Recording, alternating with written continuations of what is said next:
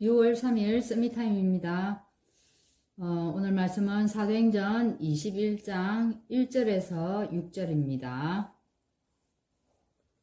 우리가 그들을 작별하고 배를 타고 바로 곳으로 가서 이튿날 로도에 이르러 거기서부터 바다로 가서 베니게로 건너가는 배를 만나서 타고 가다가 구브로를 바라보고 이를 왼편에 두고 수리아로 항해하여 두로에서 상륙하니 거기서 배의 짐을 풀려 함이르라. 제자들을 찾아 거기서 이래를 머물더니 그 제자들이 성령의 감동으로 바울들어 예루살렘에 들어가지 말라 하더라.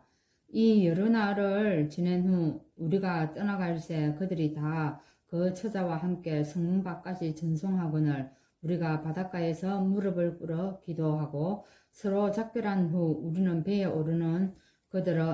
오르고 그들은 집으로 돌아가니라. 아멘. 자, 오늘 바울이 예루살렘을 향해서 가는 그런 시간표입니다. 자, 에베소에서 사역이 사실은 제2의 마가다락방 운동이라 할 정도로 역사가 엄청나게 일어났습니다. 그래서 이 감동에 머물러 있지 말고 하나님이 뭐라고 얘기합니까? 로마도 봐야 하리라는 말씀을 베드로에게 주었습니다.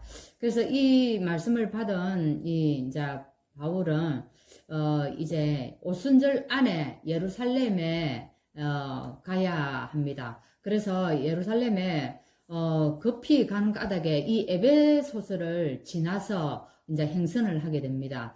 그래서 이 사람들을 가서 에베소에서 만날 수가 없어가지고 사람을 밀레에서 에베소로 사람을 보냅니다. 그래 보내어가지고 교회 장로들을 청해서 바울이 어떻게 해요? 고별 설교를 하고 떠나게 됩니다. 그래서 이제 두로에 그죠? 머물렀는데 거기에서 또 제자들이 뭐라고 얘기를 하냐면은 예루살렘에 들어가지 말라고 하는 겁니다. 그래서 또 어디로 갑니까? 또 다시 가이사에 이르렀는데 거기에 빌립 집에 있는데 아가보라는 한 선지자가 자 와서 얘기합니다. 뭐라고 얘기합니까? 예루살렘에 가면 당신이 결박당할 것을 딱 말하면서 예루살렘으로 올라가지 말라고 자꾸 얘기를 하는 겁니다.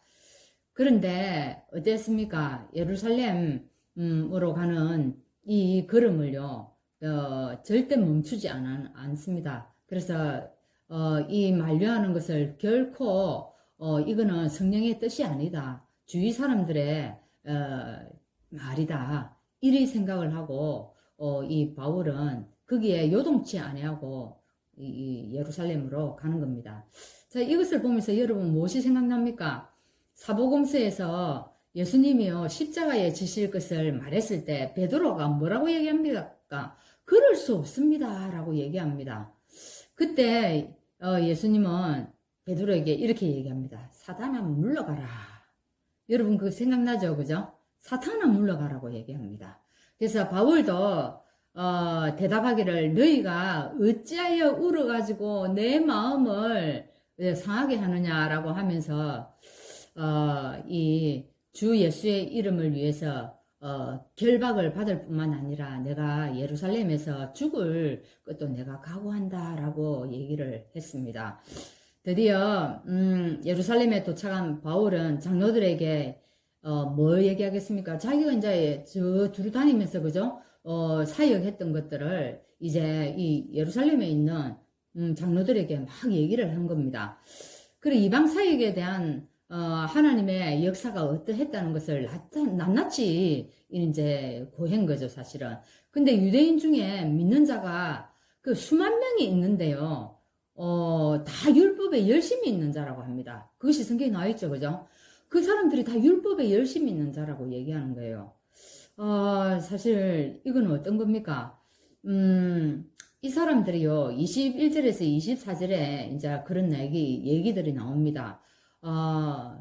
이제 이 사람들이 율법에 너무 열심히니까 이 사람들이 어떻게 오해를 하고 있느냐면, 요 21절에, 그죠? 21절에서 24절에 얘기하죠. 당신이 유대인들을 가르쳤는데 다니면서 모세를 배반하고 아들들에게 할례를 행하지 말라고 했다. 그리고 간섭을 지키지 말라고 했다.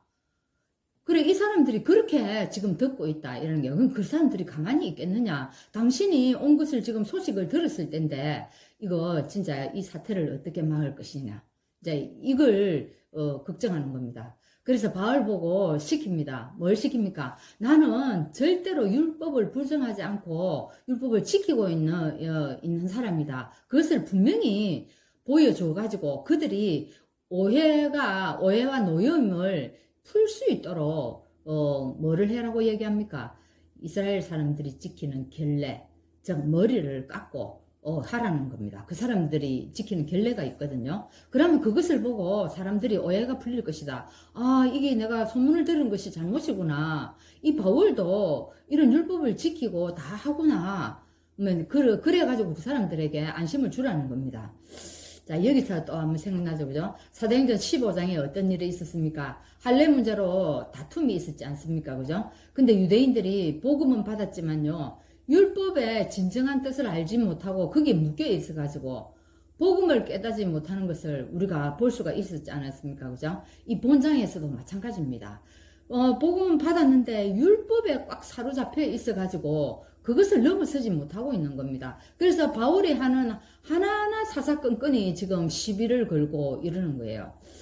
근데 이러는 가운데서도 바울이 왜 이런 행위들을 했을까요? 유대인들이 지키는 결례를 행하고 왜 그렇게 했을까요? 유대인에게는 유대인처럼, 그죠? 율법 아래에 있는 자에게는, 즉 뭡니까? 자신은 율법의 지배 아래에 있지 아니하지만 율법 아래에 있는 자처럼 한 것입니다. 왜요? 그 사람들을 살리기 위해서요. 그죠? 그래서 바울은 철저한 복음이라 이 말이에요.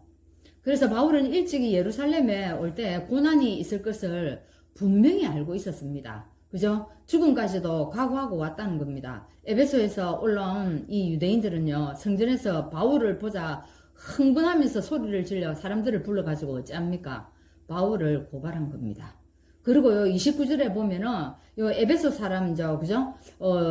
드로피모하고 예루살렘 시내에 함께 있는 것을 보고는요, 그 사람들이 또 난리 난 겁니다. 분명히 이 드로피모를 갖다가 어디에 성전에 데리고 들어갔을 것이다. 그 당시에 이방인을 성전에 데리고 들어가는 것은 엄청난 이 불법 행위거든요. 그 사람들은 그것을 인정할 수가 없는 겁니다. 자, 이 일로 인해서요, 온 성이 소동하고 바울을 잡아가지고 쇠사슬로 결박하고 결국에는 체포되어 가지고 어디에 천부정 앞에 서게 되는 그런 사건입니다. 오늘 21장의 내용이요. 자, 오늘 이 말씀을 보면서 어떻습니까, 여러분? 첫째, 결박과 환란이 기다리고 있지만요, 전혀 요동치 않고 예루살렘으로 향하는 우리가 바울을 볼 수가 있습니다. 하나님의 뜻을 이루기 위하여 죽음도 두려워하지 않았다는 것입니다. 그죠? 바울의 이런 사명의 의식이 결국 로마까지 가게 하는 것입니다. 그렇죠? 두 번째로는 예수님도 유대 지도자들에게 모세의 율법을 파괴한 자로 오해받으셨습니다. 그죠? 근데 결국 그로 인해서 죽음의 길을 가셨던 것처럼 바울 역시 비방하는 자들의 이 복음을 잘 알지 못해서 이 비방하는 자들로 인해 가지고요, 믿음보다는 그 사람들이 뭐였습니까? 선민의식에 사로잡혀 있었고 율법에 열심을 내고 있는 자들에 의해서 체포가 되고 마는 것입니다. 자, 우리 속에 깊이 뿌리 내린 나도 잘 모르는 율법이 있습니다.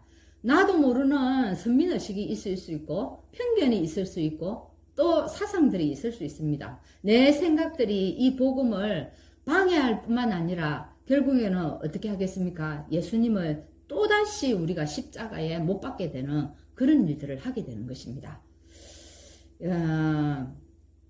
더 무서운 거는요, 지금 우리가 이것을 가지고 있으면 내 주위에 있는 참 전도자를 알아보지 못할 수가 있다는 겁니다.